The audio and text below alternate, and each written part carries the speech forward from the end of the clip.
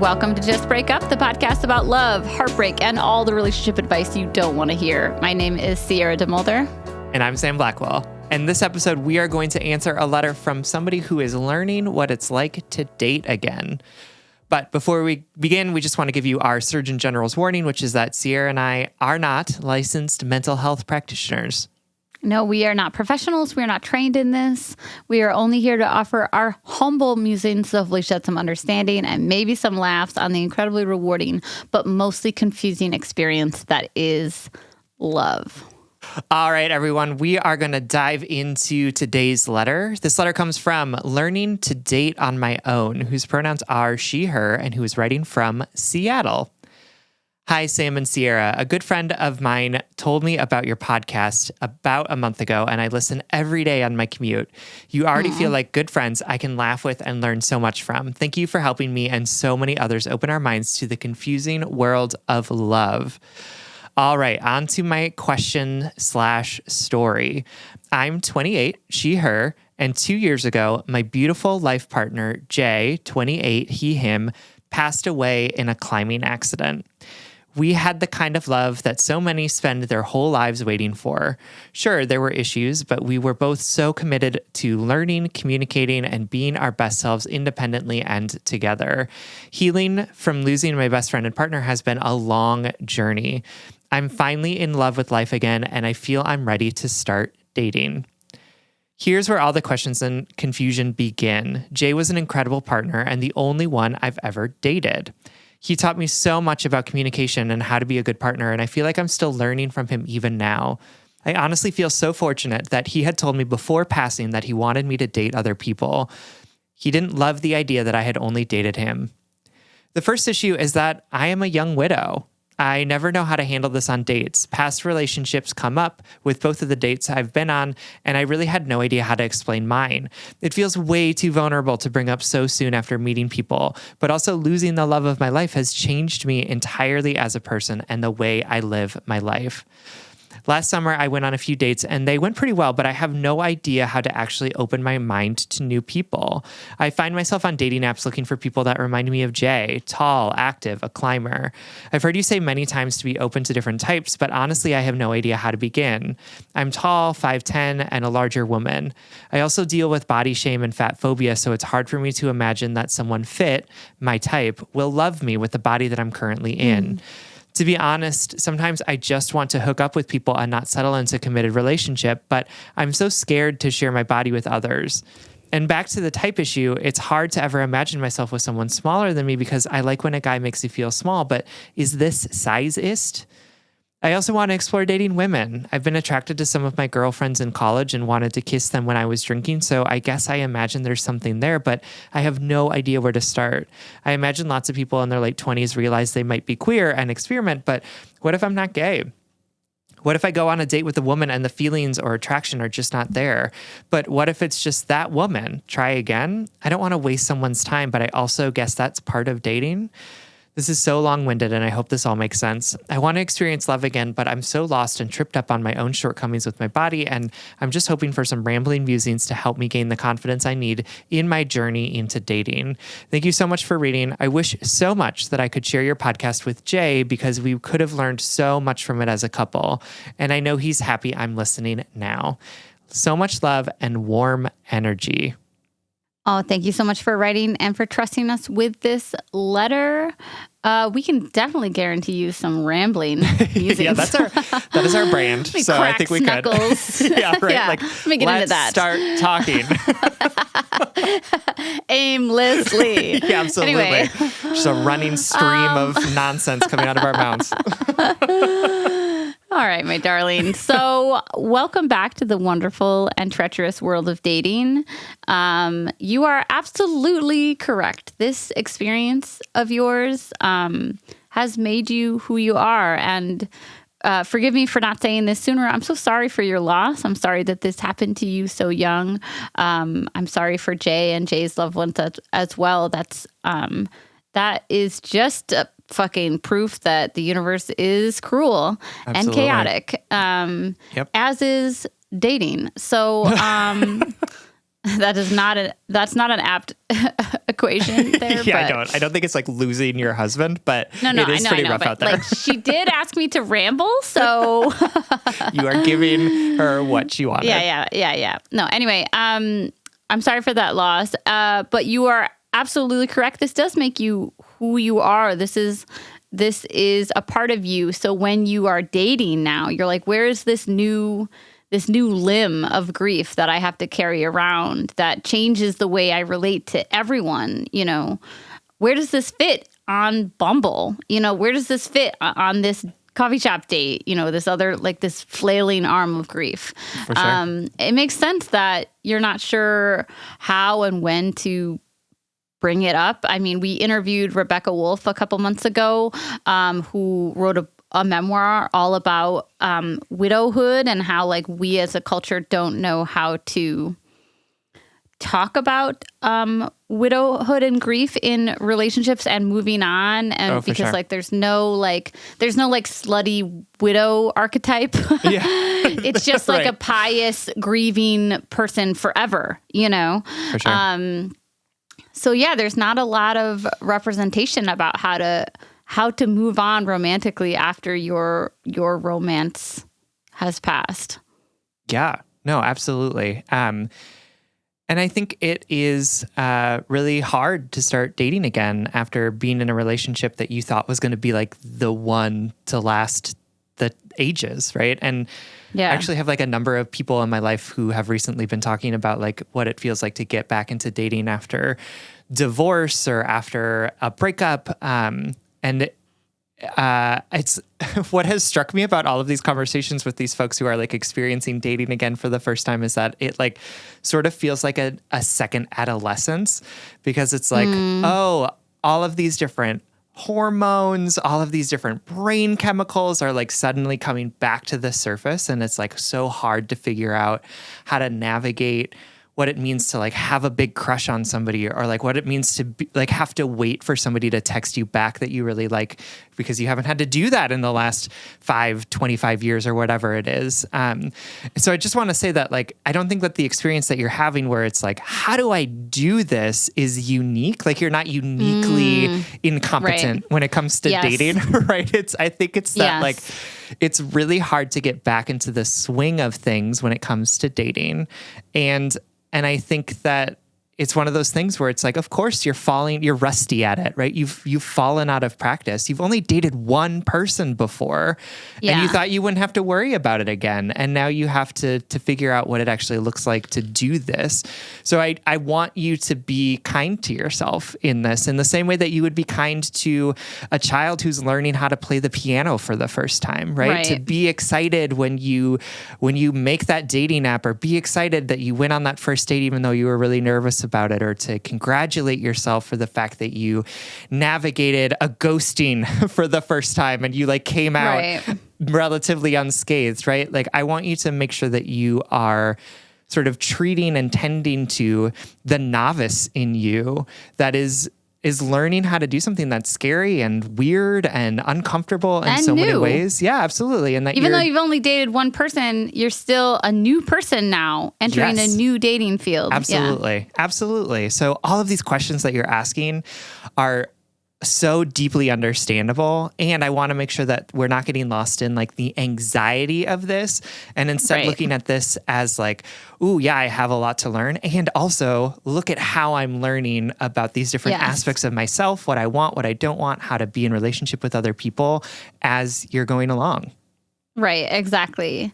And before we go further into tackling that anxiety, I want to just touch quickly on a couple things you said about like, feeling like your body doesn't match up or I don't know, deserve, feeling like there's a body hierarchy, let's say, put it that way. Yep. And talking about your type and is it sizist or whatever.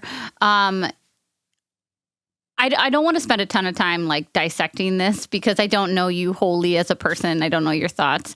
But I do want to say, I think a great place to start when, even just try, like, it's a great thing that you're just trying to be aware and challenge your own like preferences, right? That's a great place to start, just to be aware of them, start challenging them, questioning where these preferences come from, etc.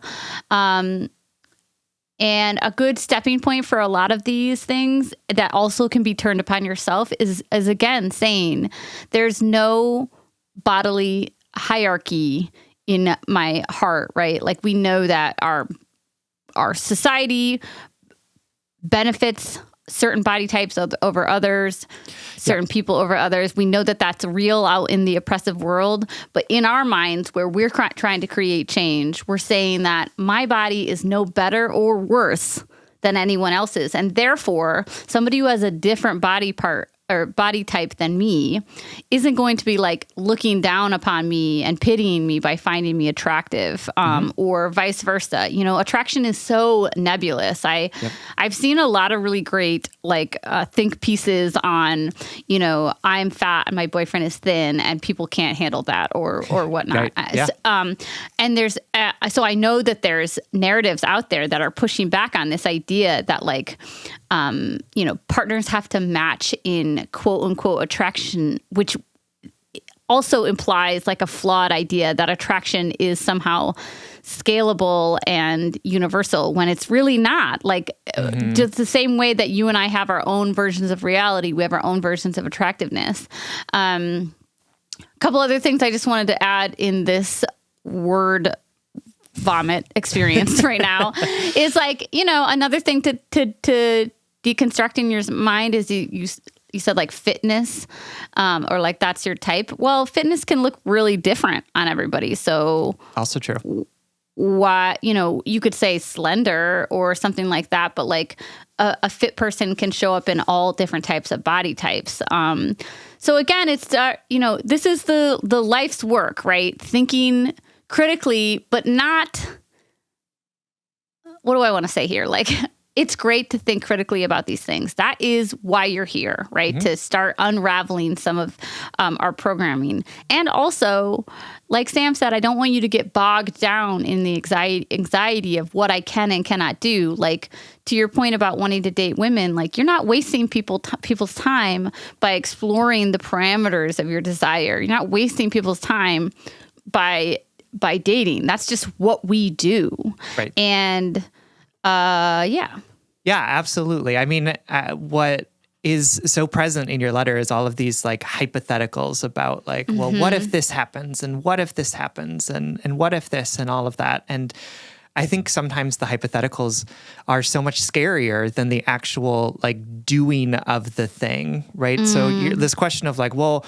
what if I, you know, start dating someone, or what if I like go on a date with somebody who isn't as big as me and I don't feel like it's working out because of that, right? And it's like, well, if that happens, like you'll handle it, right? Like if that's something that is like actually going to come up, then you'll figure it out. And the same way as you're thinking about what happens if I start dating, or if I go on a date with a woman and I realize that it's like not working, and it's like, cool, then you'll realize it's not working and you won't go on another date with them, right? Like there's so much about the ways that our anxiety comes out that it's like we want to plan for every contingency, right? Like we think that that's the thing that's going to keep us safe, is like, okay, I'll just make a list of everything that could go wrong and I'll have a plan for each of those different things. When what actually is more helpful is, instead of doing that list, thinking about, okay, I know inevitably things are gonna go wrong, right? Because like that's the way the world works. Like things are gonna go right. You know this, right? Things are gonna go right in a lot of ways, and probably some things are gonna go wrong. So what are the things that I need to do to care for myself when those things go wrong? Instead of saying, how am I gonna plan for every contingency? Right? How am I saying, okay, well, when something goes wrong, what I'll do is I will make sure that I remember my values, which is that, you know, I really want to treat people well. I want to treat them with respect. I want to be honest and forthright about what I'm looking for. And I want to make sure that I'm not feeling less valuable than other people, or other people aren't making me feel less valuable, right? So like those are things you can keep coming back to say like, cool, yep, I'm out of alignment with my values on this, so I'm going to take a step back from it. As opposed to saying, what happens if I start dating somebody who looks like this way, or has this type of body, or is this gender, and it doesn't work out? Instead being like, what am I going to do when I know inevitably I'm not connecting with someone? Or what am I going to do when inevitably I am connecting with someone? How am I going to make sure that I'm living in my integrity, living in my values as I'm exploring something that might be new and exciting and therefore even more scary than like possible not working out with someone? Yes, exactly. And I love what Sam says, just because like we set up these parameters in our mind of things that we expect or anticipate, and we do a ton of work preemptively preparing ourselves for those things that we haven't experienced yet. Yep. I think about, this idea of like wanting to feel small in somebody's arms, which is totally understandable. And I know that there is body bias, right, that you have experienced.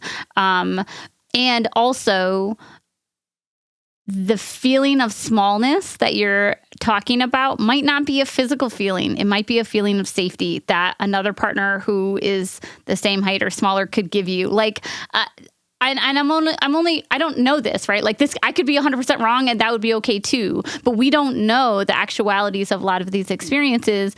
And damn, yeah, it's probably really overwhelming to enter back into the dating world and have all of these unknowns whirling around in your head while you are actively grieving Jay and carving out what does your life look like without him. I mean, you are doing so much right now. You're doing so much.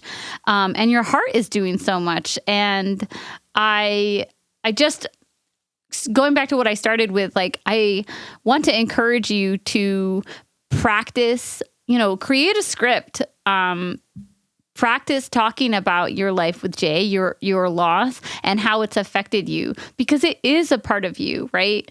It has irrevocably changed you and how you show up in relationships. And it's not something that's going to turn people off. And bonus points, if it does turn them off, then this is a phenomenal litmus test for, yeah, right? for the folks that fucking cannot hang. You know what I mean? For sure. It's a litmus test for people that you don't want to waste your time with. And I've said this before on various other episodes. If people come to me with their truth, it often makes me want to know them deeper. And Same. if people don't want to, if they can't handle your truth, then they're not for you. They don't deserve your effort or your time. All this to say that this is hard and scary and exciting and all of the different emotions all at the same time. And we know that this can be hard when you feel like you're not practiced in like what the right things to do are. But at the end of the day, dating is just like learning anything else, right? It takes experience. It takes trying things out, seeing how they go. And I have faith that you are going to be able to figure out answers to probably not all of these questions, but answers to a lot of them. And hopefully in a way that makes you feel like you've got firmer footing for yourself. Yeah, absolutely. You deserve to explore. You deserve to try things out. You deserve to put yourself out there and have new human connection, no matter how long it lasts and no matter if that person is your new Jay or not. You are allowed to experiment and explore in this new season of your life. Absolutely. Thank you so much for writing. We love you so much. Thank you. We hope this helps. All right, everyone. It is Friday, so that brings us to our blind date segment for this week. This is when we try and set you up with something that we think that you're really going to like. And this week we want to send you home with. Okay, so it is a content creator, and I want to give like a very brief preface to this. So I,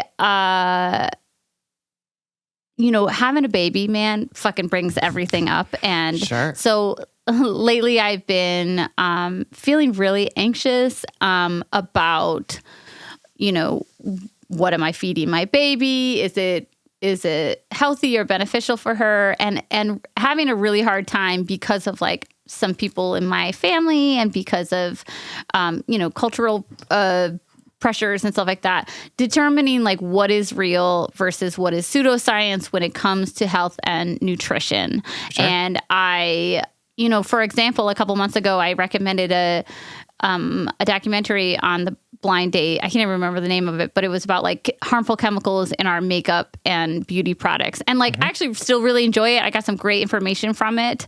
But it also doesn't, having that information doesn't always feel helpful or applicable because it's not the whole picture. It's not about like how much of this chemical can we handle, yada, yada. Right.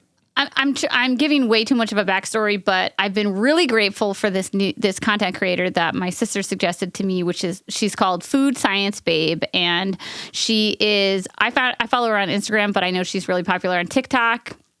She's a chemical engineer and a food scientist, and her whole thing is clearing up the myths about food and the food industry with evidence-based information.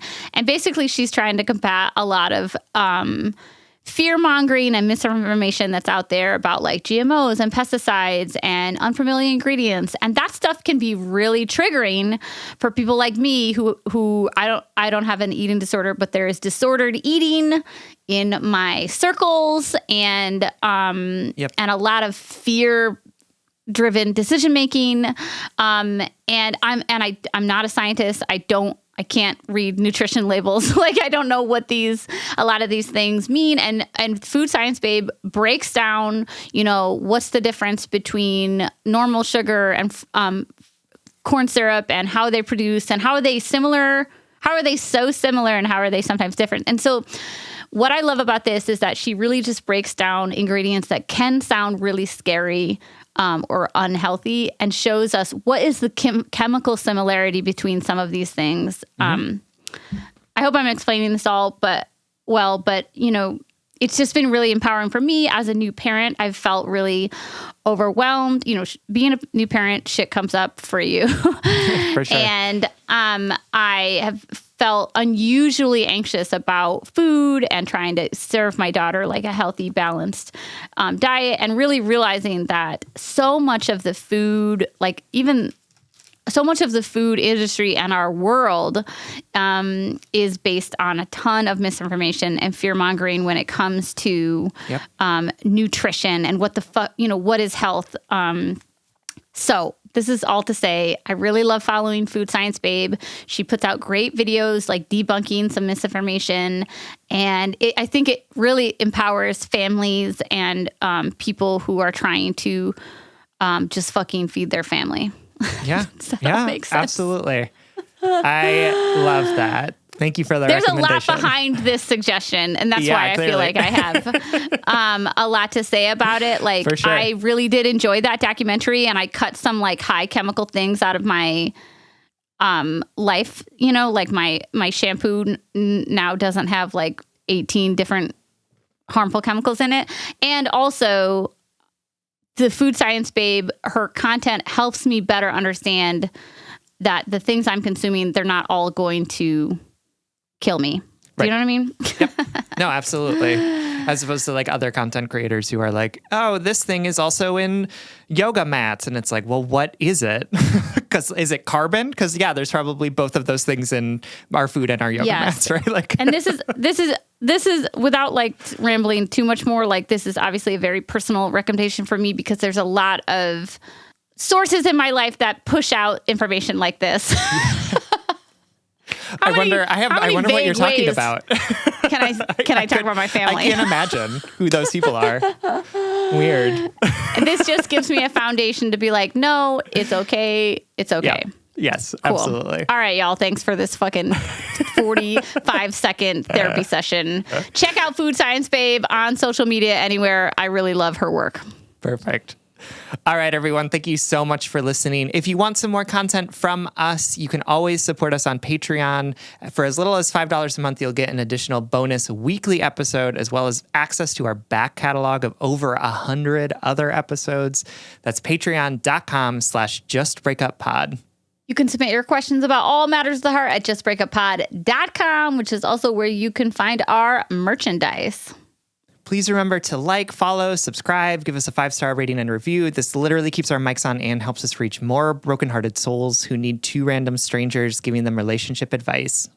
Just Break Up is a production of Duvid Media, original music, recording, producing, editing, all magical things by our good friend Spencer Worth Davis. And remember, y'all, you do not have to be perfect.